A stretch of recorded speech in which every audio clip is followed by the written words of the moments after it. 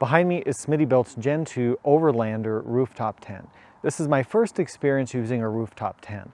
I've had this thing for about 8 months or so. I've taken it on several trips, and today I'm going to tell you what I like about it, what I don't like about it, and would I buy it again.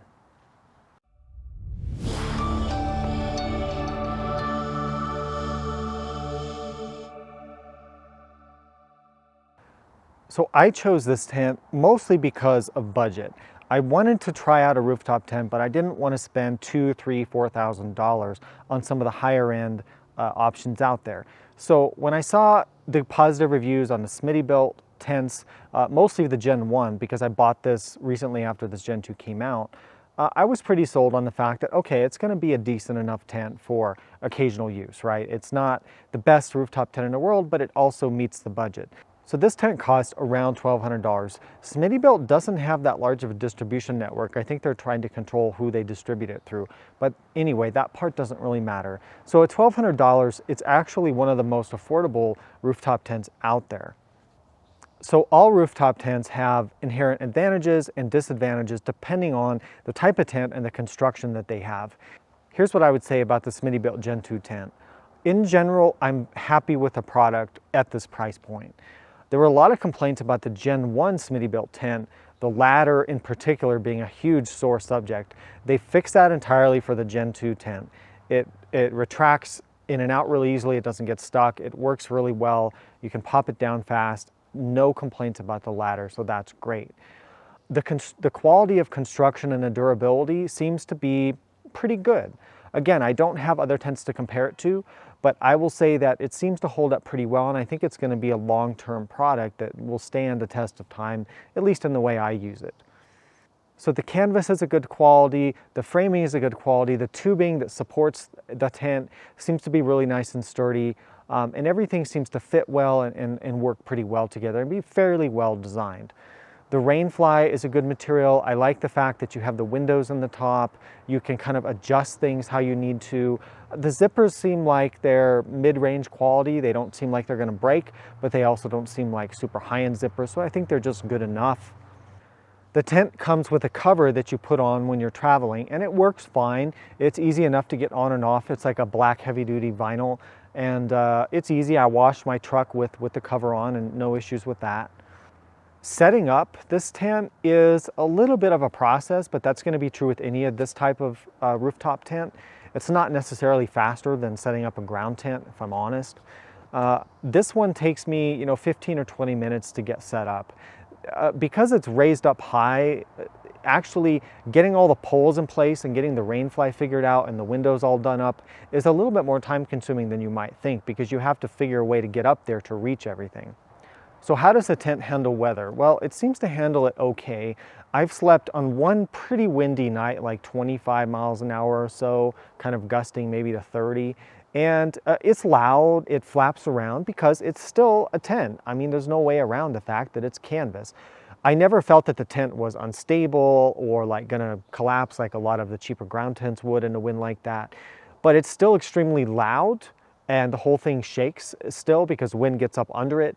So I ended up wearing earplugs just to be able to sleep, because otherwise it was just too disturbing. But once I put the earplugs in and got the noise away, I was perfectly comfortable and cozy in there.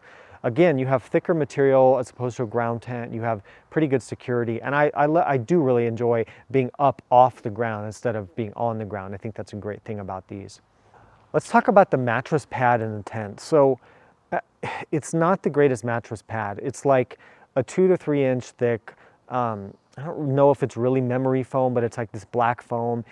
It's pretty thin and it's pretty hard. I think if you prefer harder mattresses, like at home, I think you might be okay with it. I tend to like a little bit of a softer mattress for sleeping. And I think if you're a larger person, a bit heavier, you're gonna kind of crush through that foam. There's not a lot of give there. So I'm a side sleeper and I feel like I'm kind of digging into it.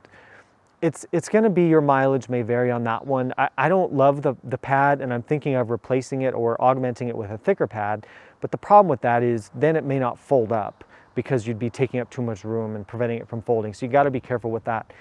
So I would say the pad is just okay. It's one of my least favorite features though of the tent. The tent comes with the shoe bag here, which I have set up, which is handy because you climb up the stairs and you can put your shoes in there so you're not getting dirty shoes in the tent. It also comes with an LED light inside, which actually works. It's very, very bright. It's honestly probably too bright unless you're like cooking or something in there. And it takes quite a bit of power. I drained one of my little power banks with it pretty quickly. So, you know, keep that in mind. Just maybe use headlamps or lanterns, but it's there if you want to use it. So I keep my bedding in the tent. I find that there's enough room to keep a couple of sleeping bags, 2 pillows, and a sheet in there. So I do fold all that up and keep it in the tent just to make things easy. That's one of the advantages of a rooftop tent is you don't have to go in and set that up. In my opinion, just leave it up there. But don't do that if you need your camping gear, if you're going to go camping with another rig or another vehicle, because then you'd have to take this out of the garage, unfold it, get that stuff out, and then fold it back up. So keep that in mind, but I tend to leave mine in there. So overall, I really think that the Smittybilt Gen 2 is a fine tent if you're considering one. I think it's probably competitive with the tents in the $1,000 to maybe $1,500 range. I know there's some competition from other companies in that price range. The Smittybilt, you know, came from the right price. I was able to get it pretty quickly, and I went and picked it up at the four-wheel parts store near where I live. So that was easy enough, and yeah, I've been pretty happy with it. I think for 1,200 bucks, it's a good rooftop tent for that price, and I don't have any regrets getting it. Now, whether I like rooftop tents or not, I'm kind of 50-50 on that, and I have another separate video about that on my channel. But yeah, I'm happy with the Gen 2, so I'd recommend it if you want a budget rooftop tent. I think I'd recommend getting the Smittybilt. I have no reservations recommending it. Just, you know, maybe plan for maybe replacing that mattress pad. So let me know down below if you have any questions, comments, feedback about rooftop tents, or especially about this tent in particular. If you have questions about it, how does it work, certain aspects of it, let me know, because I do read and respond to pretty much every comment on my channel.